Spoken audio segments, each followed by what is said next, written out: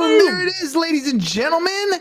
Look, I know you all have a job or you work somewhere, and sometimes there's some toxic people on there. But today we're gonna learn how to deal with that kind of situation. So here we go. Shut up and sit down. The Business Bros Podcast was created for you. Learn from the business professionals who come to share their stories. Find out what's working in business and social media, what's hot and what's not, straight from the mouths of successful entrepreneurs out there doing the real work. And now, welcome to another episode of Business Bros. Yeah, it is about that time, Ham. It's time for you to drop the heat. Take them away, toys. All right, all you business pros out there. Before we jump into the show, just a quick reminder to please subscribe on whichever platform it is that you're listening to us on today. Give us a like, give us a follow, subscribe, drop a review. Help other like-minded business owners find value from our what? Awesome guests while we rise up in those podcast rankings. We'll really appreciate every single one of you for it. And if you want to be a guest on the show, we'd love to have you on to learn from you as well. Go to www.businessbros.biz to schedule your time slot. Don't forget to follow us on all our social medias at Business Bros Pod. All right, everybody, we're so excited, so honored to bring yet another incredible guest to the Business Bros Pod. Now, I did something the other day that I haven't done since I was a teenager. I went skateboarding. Now, while I was riding around on that board, I realized it had been a long time since I'd done anything playful. Helping people rediscover their play is exactly what our guest is all about. He's worked with the biggest names in the world today: Google, Microsoft, Southwest Airlines, Adobe, Amazon, Facebook, and the NFL to help their staff infuse more play into their day-to-day. Now, we've all heard the saying, work hard, play hard, but so many of us spend the majority of our time pretending to be important, serious grown-ups. What happens when we let go of that facade and just play? That's where the magic lies and where our guest can help you discover and embrace your own nerdy genius. Man, I cannot wait to listen in. Today's show is sure to be fun, playful, informative, and motivating. Joining us today from Rediscover Your Play, the builder of the psychologically safe workplace and the top 100 HR influencer, welcome to the show, Jeff Harry.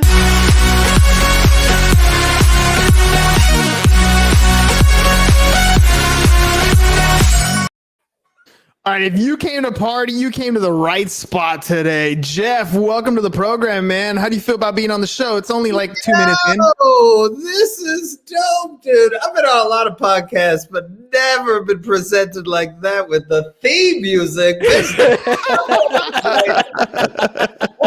Business Bros. I am amped for this. There's fire. I'm ready. Oh, I'm amped. All right, dude. All right. Well, let's do Bringing this. it, man. Bringing it. Dude, all right, so top HR influencer, right? I mean, that means something. First of all, HR is not the most exciting thing to be talking about, and yet it's the thing that really can fuel a business, like take a business to a whole new level, because let's face it, people capital is important. How'd you get into the HR space?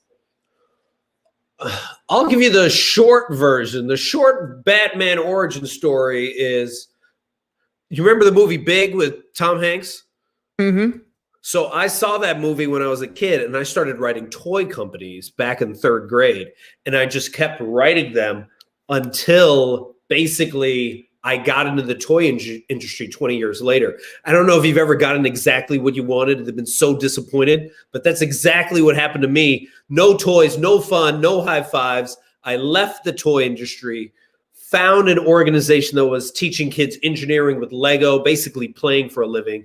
And I grew it into one of the largest STEM organizations like in the US. But we did it all by playing. We were just making stuff up as we went along. No business plan, pick people that we thought were fun, pick, cities that we thought were fun. And then eventually, because we got so big and we were in the Bay Area, based out of the Bay Area, we got the attention of all those companies you mentioned earlier. And they were like, hey, do you do team building events? We're like, yeah, of course we do. But of course we didn't, but we just said yes to everything. And then what happened was then for the next decade, I was running team building events for the top tech companies in the world. And I realized that at the same time that they loved innovation, disruption, all these buzzwords, risk taking, they actually weren't playing. They actually weren't creating psychologically safe spaces to play, to take risks. So I created Rediscover Your Play to create psychologically safe workspaces using positive psychology and play. And that's how I got into the HR space. All right, positive psychology and play. What, like let's break that down, right? So, first of all, positive psychology. I mean, when you think of going to like a therapist, you think of psychology. It's not always the positive side, but people like Tony Robbins have really kind of helped shape that side of that psychology. It helps how people find, put themselves in a state, set their standards, put themselves in a position where, that outside world, yes, it exists, but it doesn't run your inside of your mind, right? How are we getting some of these activities to put together so that people can kind of make that connection? So a lot of people talk about positive mindset, and that's the stuff that they study. Positive psychology is actually a part of psychology just started getting researched around 1980 by a man named Marty Seligman, and it was all about studying what's right with people, because for the longest time, psychology was just studying what's wrong with people.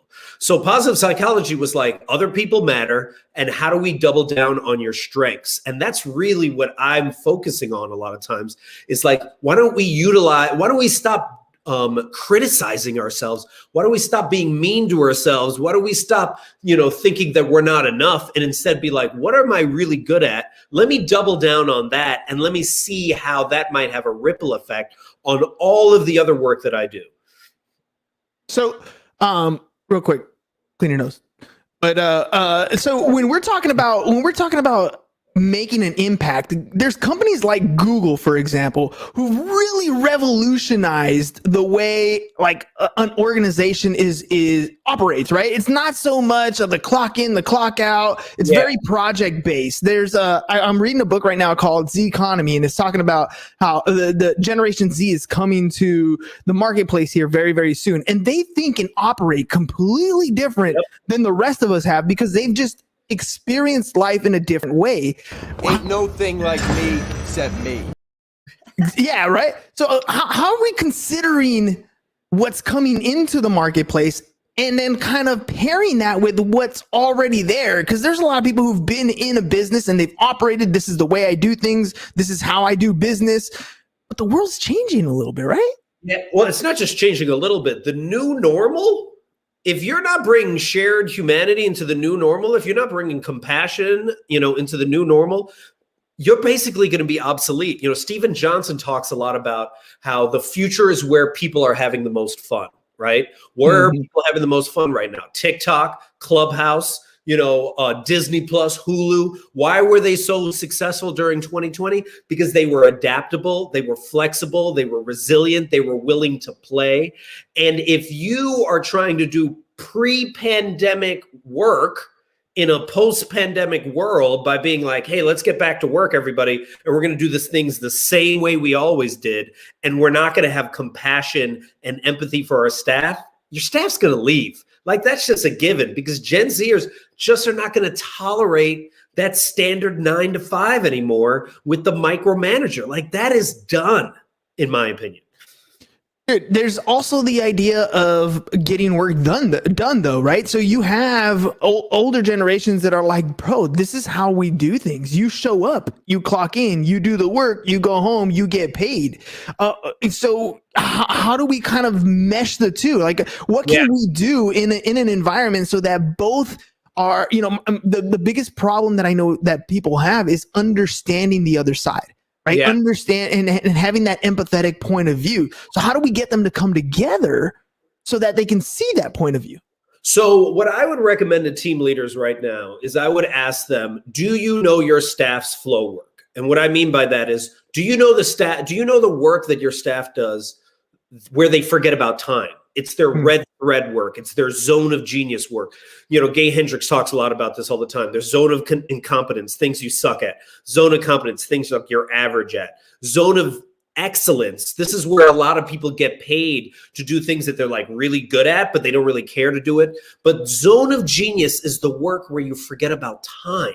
And I find play is any joyful act where you forget about time, where you're fully in the moment, where you're fully in flow, where you don't have anxiety about the future, you don't have regrets about the past, you're just fully engaged. And when you can identify flow work of your staff and you go, hey, wait a minute, what is the work that you love to do most? The work where if I wasn't even paying you, you would still do this work.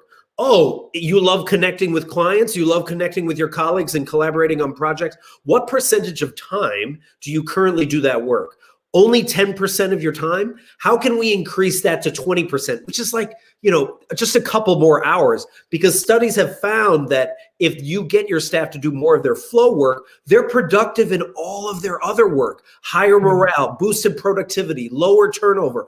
All those things are beneficial. And if you're like, well, that kind of sounds great, but I don't know if I believe that. Well, look at Google's 20% rule. They gave their staff a fifth of their time to pursue whatever was curious to them, as long as it benefited Google. What came from the 20% program? AdSense, which pays the bills. Gmail, which we all use. Google Meet, which many of us use. Billion-dollar ventures came from giving them a playground to pursue their curiosity. I'm not asking you to give a fifth of the time, but you can give a couple more hours to your staff. And if you do that, they will deliver on all the other work that you're asking. Why so serious? Yeah, well, and the funny part about that, the whole mentality is that everybody today expects things to be custom, right? Everybody expects their experience with a company, their experience with a product, their experience with people to be individualized. Yeah. And what I'm hearing you say, if I'm hearing you correctly, it's like, look, play into those strengths, those individual characteristics, those things that maybe 10 years ago might have been, quote, toxic. If you can open that up, all of a sudden it's like the realm of possibilities are different. You're bringing in this person because they have a particular skill, but that skill is not just the one thing that they could be good at. They can have a number of other things that can help your business bottom line, help your business out bottom line, period, right? Exactly. And you got to remember, Gen Zers want to be seen as humans. They are not just cogs in the machine anymore, man. So I also ask team leaders, hey, do you know your staff's languages of appreciation? Wait, what's that? Is it acts of service? Do they love you actually doing stuff for them?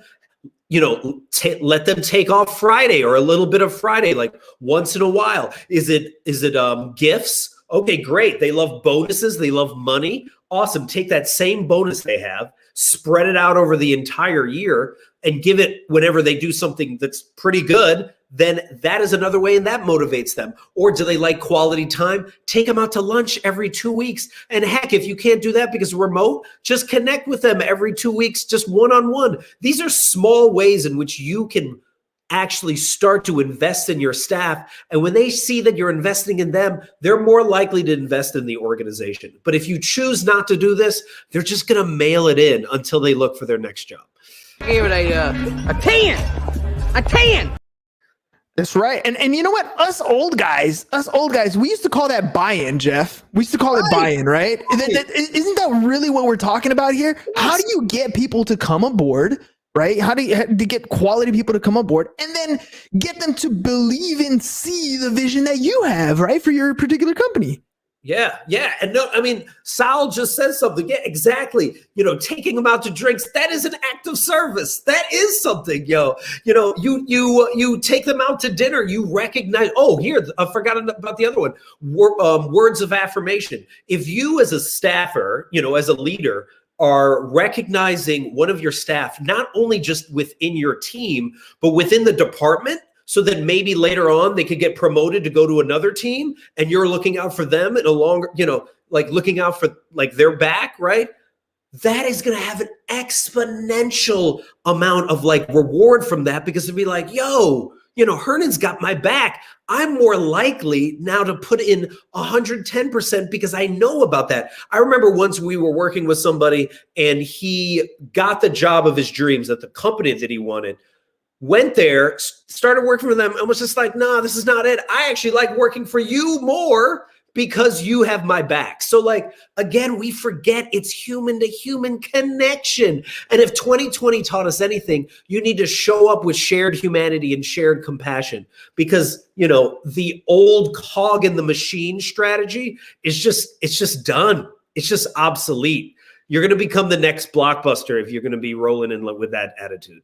And I've been saying it, Miguel. Huh? I've been saying it. We've been saying it. We've been saying it. All right, dude. All right, so let's talk about some of these fun things that a company could do. Yes, drinks, right? But that seems more like a Friday or a 5 p.m. type thing. What about, you know, building within the company so that we're all on the same page? I'll give you an example. One of my favorite influencers, and he's here local in San Diego, is Billy Jean, right? Billy Jean is marketing. If you guys ever hop into any of his stuff, one of the things he does at the very beginning, aside from having a bunch of fun, right? Aside from that, he always goes over his core values with everybody, right? And I think there's 13 of them. And I know, and just from hearing his podcast, listening to what he's doing, he came up with those 13 core values with his group, with his organization, so that everybody's has the same standards going forward, so they all are on the same page. What kind of activities can we put together or do, or how vitally important is it for an organization like that to have those core values or develop them together? Well, the thing is interesting about core values, right? So I'm all about core values if you actually do them, right? So like, you definitely have to state them at the beginning, but if your actions don't match them, if you're not doing it on a daily, hourly basis, then it's just BS, man. The amount of companies I've been in where the values are on the wall and the toxicity in the room is palpable, you know, like you can feel it in the room, is obvious. So you actually have to be like, okay, you know, if one of our core values is watching out for each other, like shared humanity and checking in with each other, am I actually doing that on a regular basis? Like, am I actually allowing my staff to take risks? What does actually taking risks look like? So I, as a team leader, would be sitting down with my staff and being like, hey, maybe we haven't talked about this in a while. Regarding our core values, do you think we're actually following them? Hey, regarding this project we're about to do you think I'm giving you the room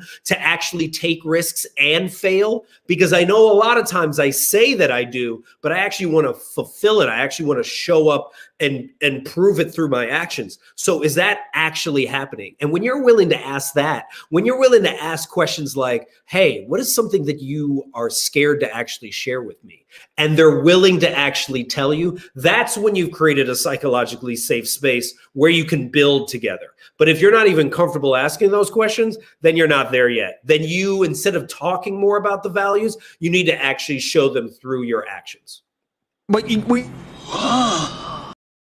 you're talking about there is that power of vulnerability, but it works like it's both ways. Like, the leader has to come down and be able to be vulnerable first and foremost before everybody else comes into that same space. I know when I'm in the classroom, especially at the beginning of the year, I spend maybe a week doing fun activities that gets the kids up and moving and talking to each other and mingling with other people, because I want them to be in that safe space so that, you know, when somebody has a problem or an issue, they're not afraid to say, hey, I'm struggling here. Can you come help me out? Because what I think what they're missing there is, you have that idea that imposter syndrome sets in for yourself really quick and easy when you're in a group of people and you're not asking. And because you're not asking, you're not getting clarity. And because you're not getting clarity, things are not happening the way they're supposed to. And then the boss comes down and is like, what's going on? What's wrong with you? Right? Like it's like a vicious downward cycle.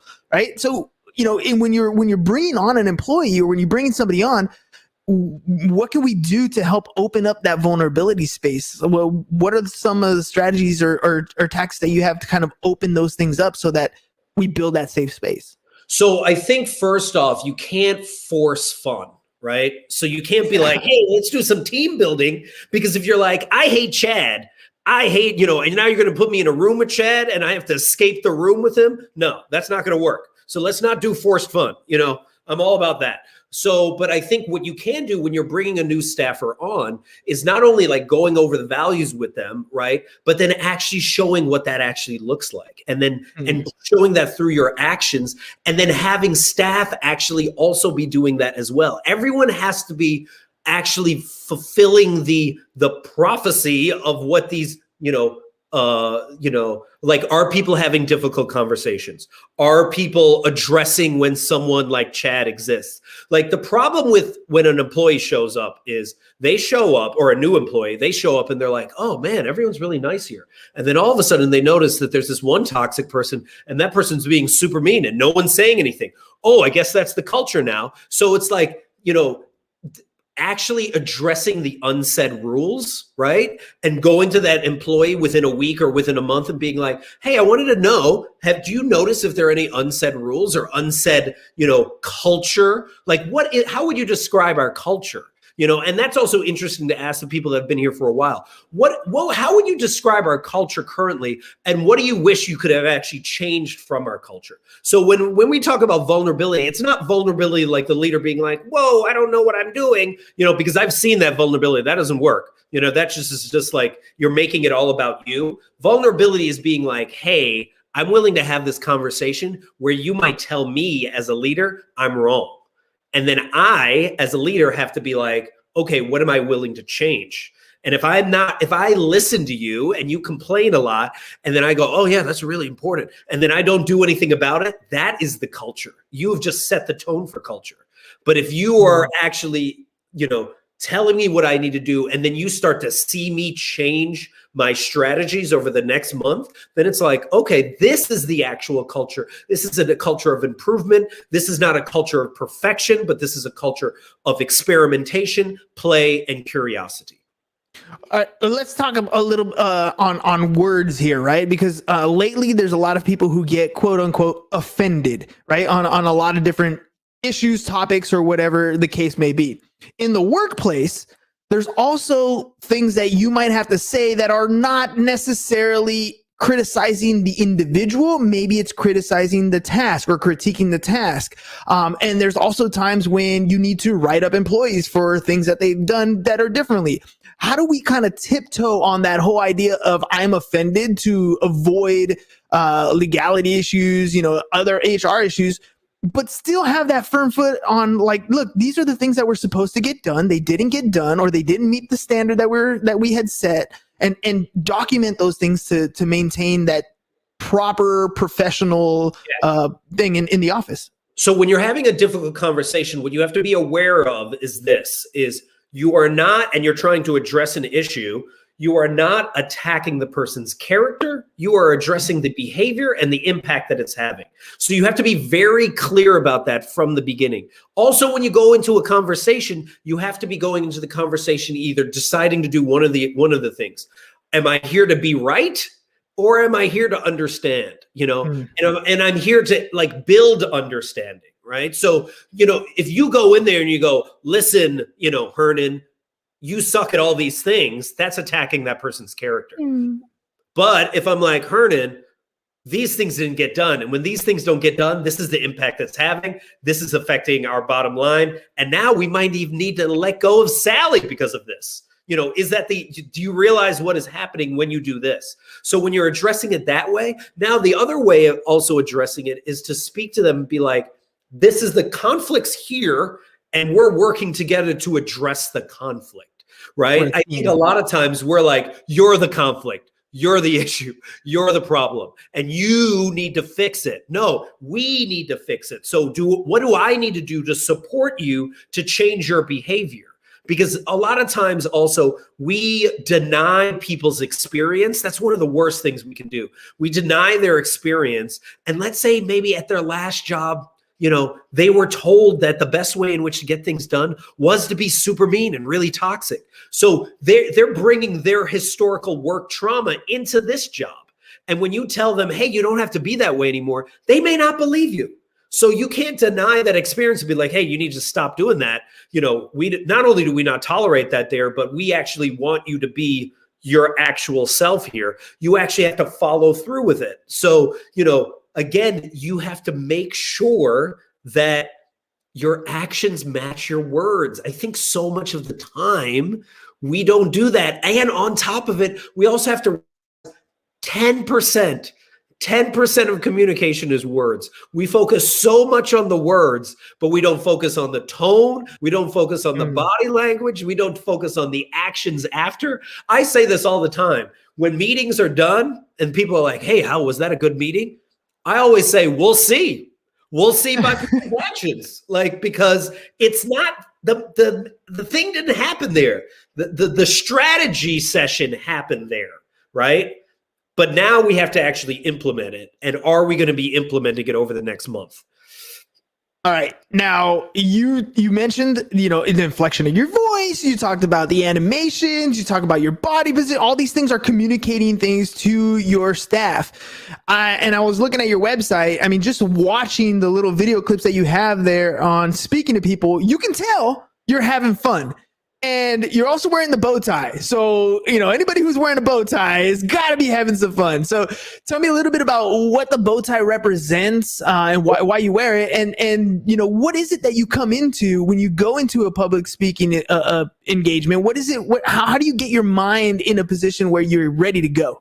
So the bow tie was a dare once from a former colleague that was like, I bet you wear that to a conference. Just wear it, just see what happens.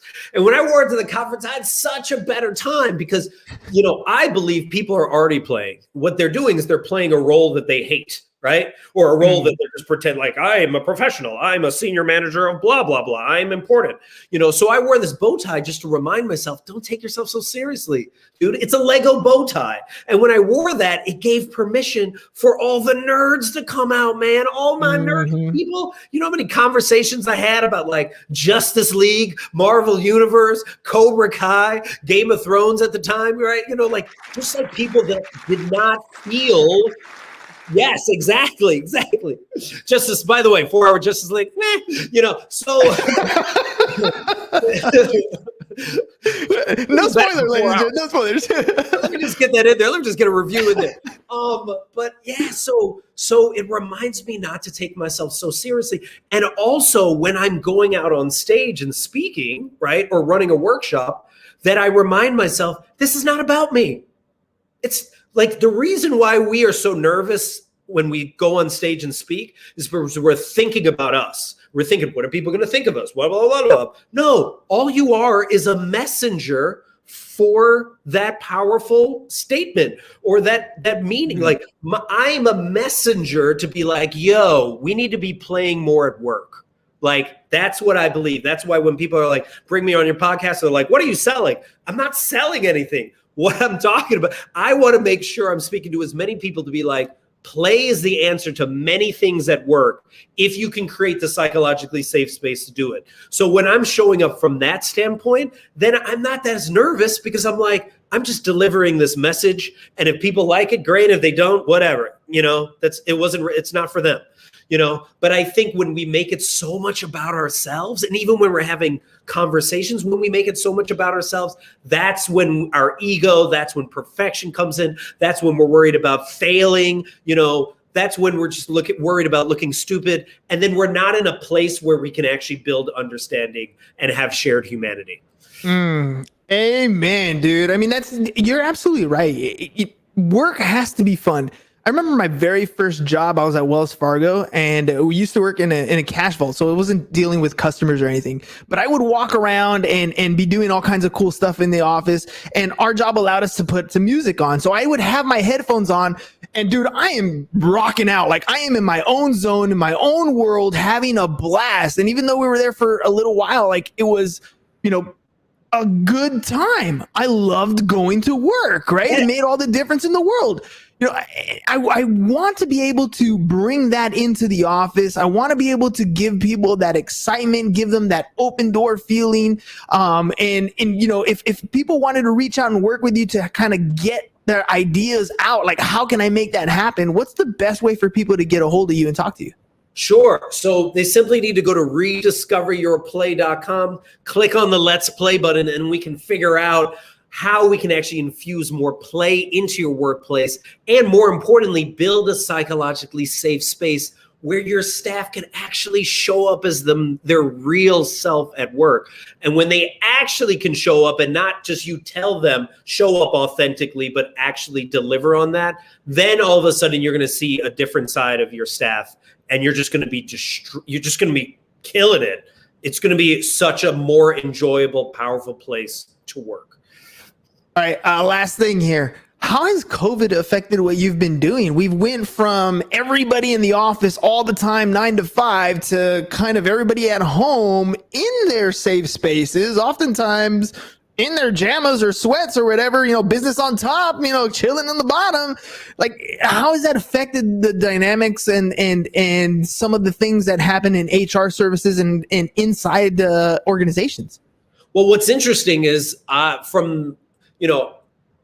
if it wasn't for COVID, I wouldn't have worked with the Department of Homeland Security, right? If it wasn't for COVID, I wouldn't have spoken in, Europe and spoken in Canada from my house, right? So those are like benefits that I noticed. But in the HR space, what I also noticed was people were able to avoid hard conversations. People were able to avoid addressing certain issues, and in some cases, and this is what I'm finding out more and more, some people don't want to go back to the office. They actually find themselves more productive at home. And all those micromanagers, that were like, you can only get stuff done in the office, proved wrong. They were all proved wrong. So there again, this is about the new normal. And what a lot of leaders and a lot of companies have to be asking themselves is, do I force my staff back into the office? How do I do it in an empathetic and compassionate sort of way so that actually it's more about making the office the place to be? And that's why I want to be there. I want to be there for the meetings. I want to be there for the decision making, instead of let me force my staff to go back by this date just because this is what we're supposed to do.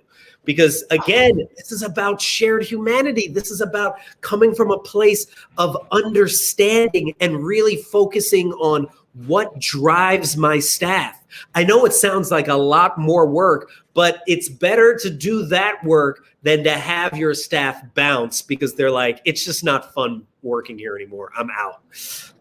Man, Jeff, dude, I knew, by the way, ladies and gentlemen, I met Jeff like 2 minutes for one time, and I had a 2-minute, 3-line conversation with him, and I knew he was going to be a fun guest on the show. Jeff, you were amazing, always coming with the energy. What you're doing for people and changing the dynamics inside of business will shape that business for generations to come. It's the culture. People are going to love going to work. So thank you very much for spending the time and coming on the show with me. Hey, thanks so much for having me. Appreciate it. All right, ladies and gents, it's time for you to go play. Go have some fun. Hopefully you guys enjoyed.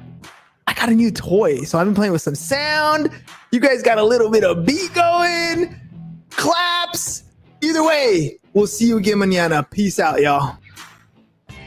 Thank you for listening to the Business Bros Podcast. Are you looking to get more clients or to increase your income? Hernan, the business bro, can help you generate referrals through the power of podcasting. And James, the insurance bro with Pipeline Insurance, can help you effectively add insurance to your existing business.